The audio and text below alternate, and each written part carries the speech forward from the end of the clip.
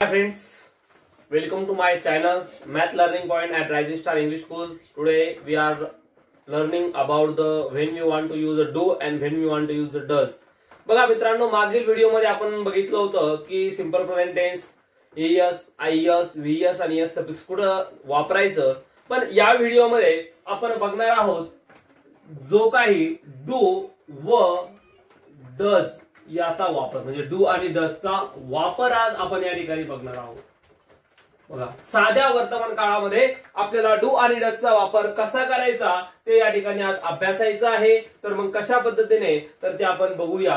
म्हणजे इथं बघूया आपण when do we use do and does in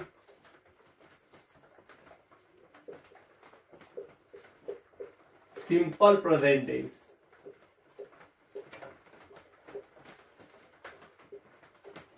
बघा काय प्रश्न आहे, when do we use do and does in simple present tense. म्हणजे साध्या वर्तमान काळामध्ये डू आणि डजचा वापर कुठे करायचा हे आपल्याला या ठिकाणी अभ्यासायचं आहे. मग विद्यार्थी मित्रांनो, या ठिकाणी आपण बघितलं होतं, मी एक व्हिडिओ पर्सनल प्रोनाउनवर बनवला होता. मग I, we, you, he, she, it, they हे पर्सनल प्रोनाउन होते. मग त्याच्यामध्ये मी तुम्हाला सांगितलं फर्स्ट पर्सन, सेकंड पर्सन आणि थर्ड पर्सन. तर मग या ठिकाणी याचं उत्तर आहे, आता उत्तर आपण मराठीत देऊया कारण की एक्सप्लेन करण्यासाठी आपण मराठीत लिहू.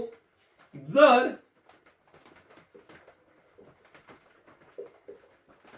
वाक्यामधील कर्ता, बघा वाक्यामधील कर्ता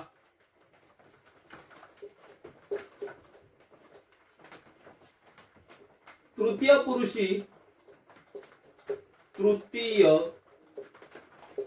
पुरुषी एकवचनी असेल,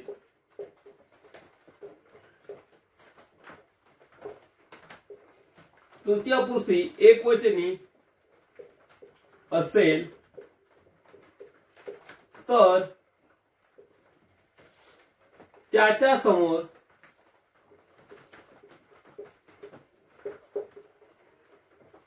साध्या वर्तमान काळातील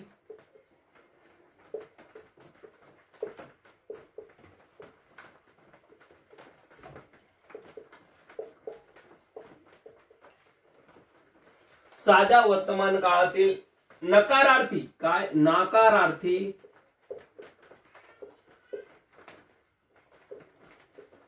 वाक्यामध्ये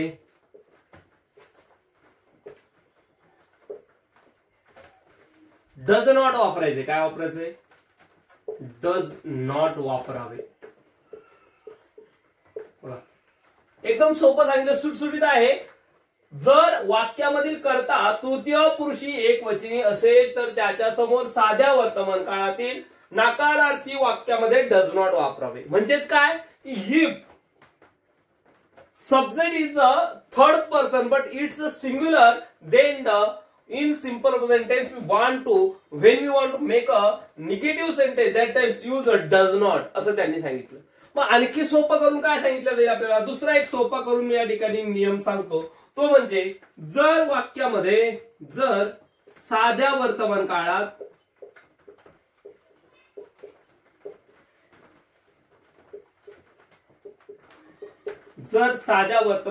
नकारार्थी वाक्य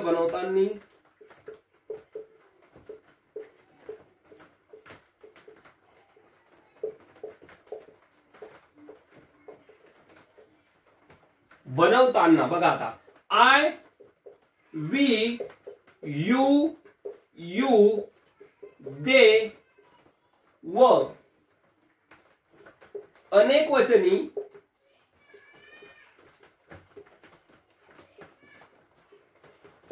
वचनी कर्ता असेल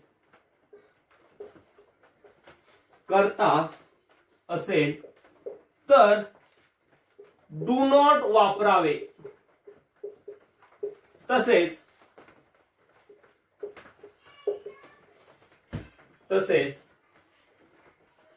जर शी, ही, इट किंवा एकवचनी करता असेल तर डज नॉट वापरावे.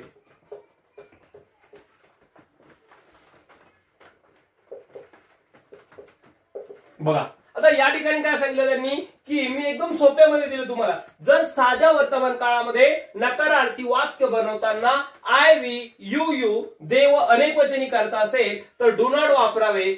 तसेच जर शी, ही, इट किंवा एकवचनी करता असेल तर डज नॉट वापरावे. ही मेथड आपल्याला लक्षात ठेवायची. हा नियम जर लक्षात राहिला तर डज केव्हा वापरायचं आणि डू केव्हा वापरायचं हे सिंपल प्रेझेंट टेन्स मधलं आपण त्या ठिकाणी शिकू शकतो आणि ते या ठिकाणी आपल्याला आज शिकायचं आहे. तर विद्यार्थी मित्रांनो बघा, मग आता हा जो काही डू आणि डज वापरण्याचा कसा वापरायचा हे मी तुम्हाला सांगितलं.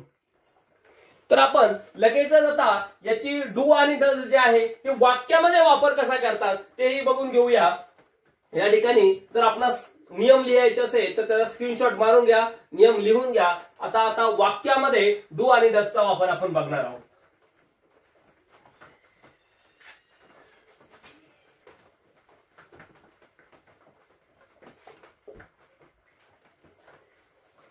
बघा आपण काळ बघतोय सिंपल प्रेझेंट टेन्स. कोणता काळ बघतोय आपण? सिंपल प्रेझेंट टेन्स काळ आहे सिंपल प्रेझेंट टेन्स. पण सिंपल प्रेझेंट टेन्स मध्ये आपण कोणते वाक्य बघतोय? आता निगेटिव्ह सेंटेन्स बघतोय. कोणते सेंटेन्स बघतोय?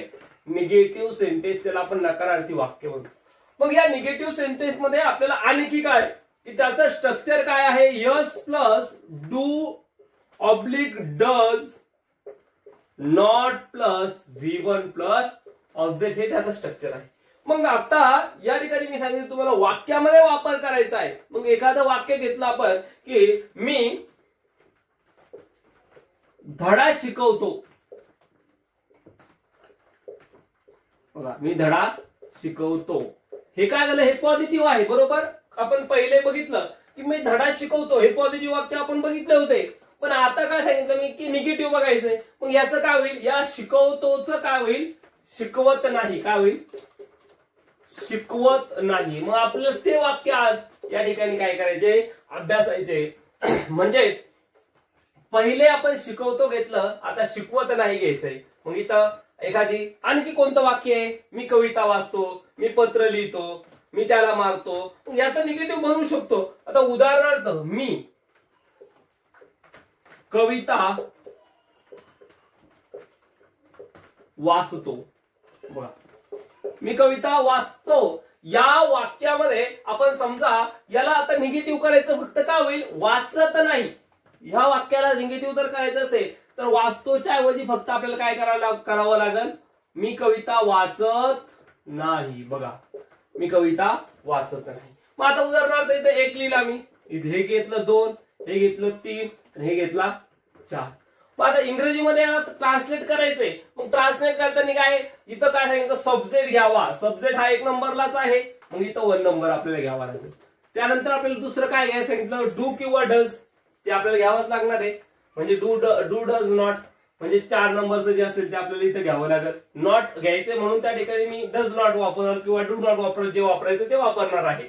त्यानंतर आपल्याला वर्क घ्यायचा. वर्क किती नंबरला आहे? 3 नंबरला. मग इथं 3 नंबर लिहून घेतो. आणि त्या ठिकाणी ऑब्जेक्ट घ्यायचा. ऑब्जेक्ट म्हणजे कविता आहे. मग इथं काय येईल? 4 नंबर. तर असा कविता हे 2 नंबरला आहे तर ते 2 नंबर आपण लिहून घेऊया.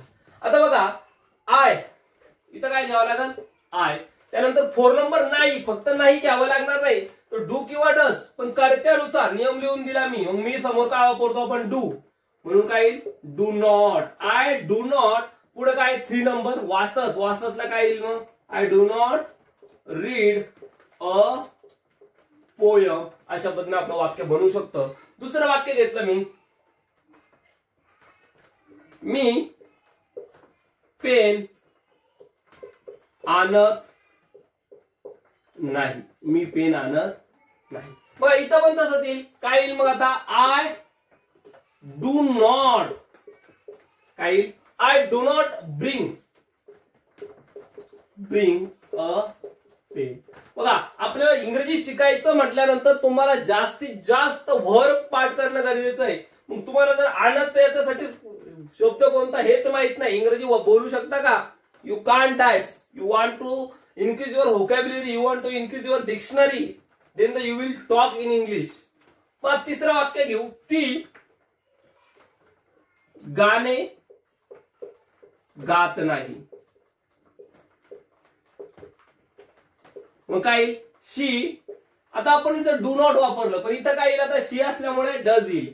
शी does not sing a song. बघा, she does not sing a song. त्यानंतर आपण पुढे गेलो तर ही तो घेतलं, तो त्याला मारत नाही. बघा, तो त्याला मारत नाही. मग इथं काय येणार आहे? He does not beat to him. बघा, म्हणजे he does not beat to him. मग अशा पद्धतीने आपण वाक्य बनवू शकतो. म्हणजे डज नॉट आणि डू नॉटचा जो वापर आहे तो डू नॉट आणि डज नॉटचा वापर आपण करू शकतो. मग समजा इथं आहे राम जंगलात भटकत नाही. राम जंगलात भटकत नाही. काय येईल? तर या ठिकाणी येईल मग राम डज नॉट, कारण की राम हे तृतीय पुरुषाचं एकवचनी आहे. Ram does not roam in forest. roam in forest. अशा पद्धतीने आपण त्या ठिकाणी वाक्य बनवू शकतो. हे वाक्य या ठिकाणी आपल्याला आज बघायचं होतं. डू आणि डजचा वापर या ठिकाणी आपल्याला बघायचा होता. आणि मग डू कुठं वापरायचं आणि डज कुठं वापरायचं हा या व्हिडिओतून आपण बघतोय. मग मी तुम्हाला काय सांगितलं? आय असेल, वी असेल, यू आणि दे असेल तर तुम्हाला त्या ठिकाणी डू नॉट वापरायचं आहे. आणि डज नॉट वापरताना ही, शी, इट आणि एखादं एकवचनी करता असेल तर त्या ठिकाणी एकवचनी करता तृतीय पुरुषी असेल तर त्या ठिकाणी तुम्हाला डज नॉट वापरायचंय.